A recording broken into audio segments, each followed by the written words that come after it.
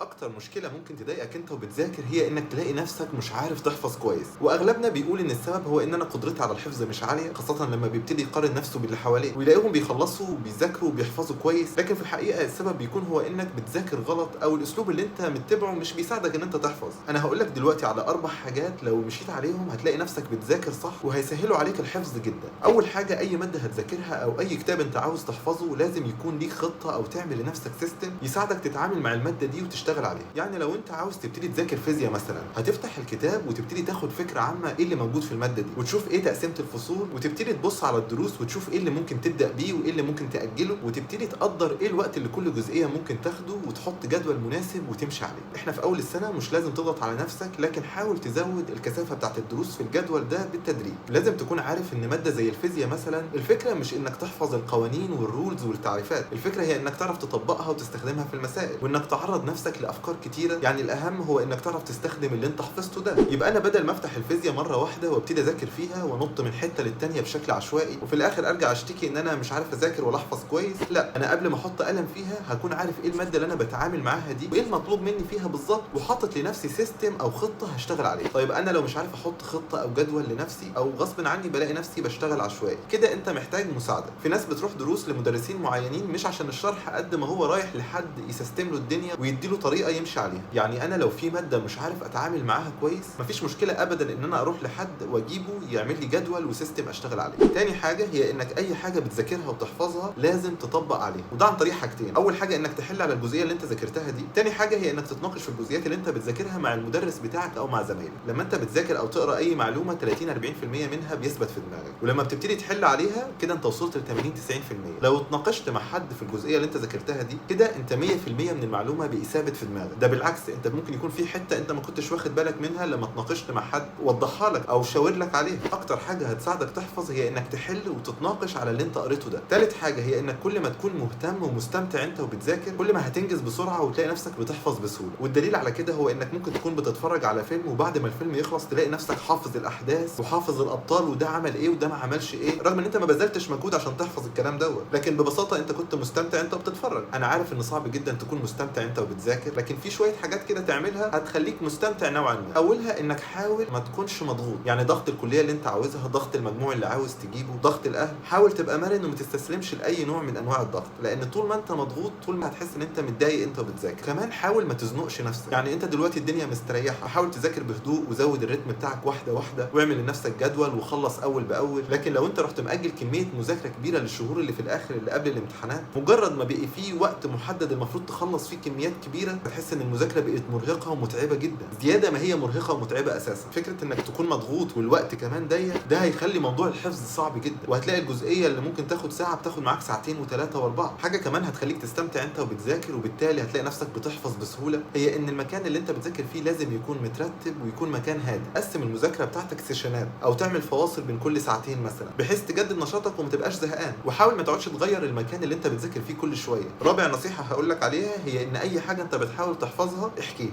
انا لما كنت ثانوي كان الادب والشعر كميه كبيره جدا ولازم تكون حافظهم صم عشان تعرف تحل في الامتحان، فكنت مثلا انا النهارده ذاكرت ادب بجيب اخواتي واقعدهم واحكي لهم كل الادب اللي انا ذاكرته، احكي لهم الادب الجاهلي والادب العباسي والشاعر ده كان عامل ازاي وده قال ايه وده ما قالش ايه. فانا ليله الامتحان ما كنتش محتاج اذاكر الادب ولا الشعر لان انا حفظتهم وحكيتهم مليون مره. فانت لو عندك اخ او اخت قعدهم غصب عنهم واحكي لهم اللي انت بتذاكره، هيفرق في حفظك كتير جدا. واخيرا حافظ على صلاتك، وطول ما انت قريب من ربنا مش بس المذاكره والحفظ هما اللي هيمشوا كويس، كل حاجه في حياتك هتمشي كويس.